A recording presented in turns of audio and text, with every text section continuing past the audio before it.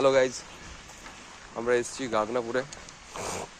ভাই আছে আমার সাথে, আরেক ভাই বাড়িতে। আমরা বেসিক্যালি এসেছি গাগনাপুরে দাদার বাড়িতে। তো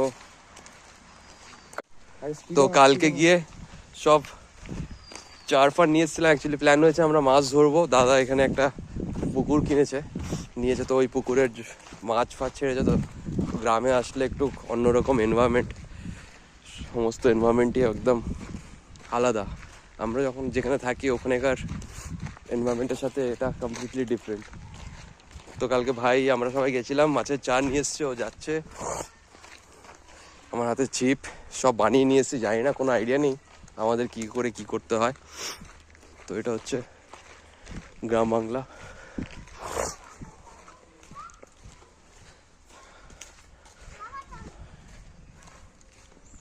হেঁটে যাচ্ছি, এরকম ভাবে ধরে না, ভয়েস ওভার করে দেয়।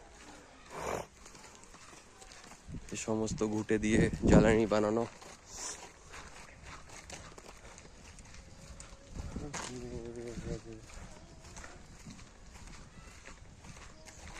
সেই ছোটবেলায় আসতাম, তারপর অনেক বছর পর গিয়ে, হ্যাঁ, তারপর অনেক বছর পর এখানে এসেছি দাদার বাড়ি। দাদা বলে আসো আসো। যাই হোক, দেখি কেমন লাগে আজকে এক্সপিরিয়েন্সটা। ফার্স্ট টাইম এক্সপিরিয়েন্স এটা আমাদের।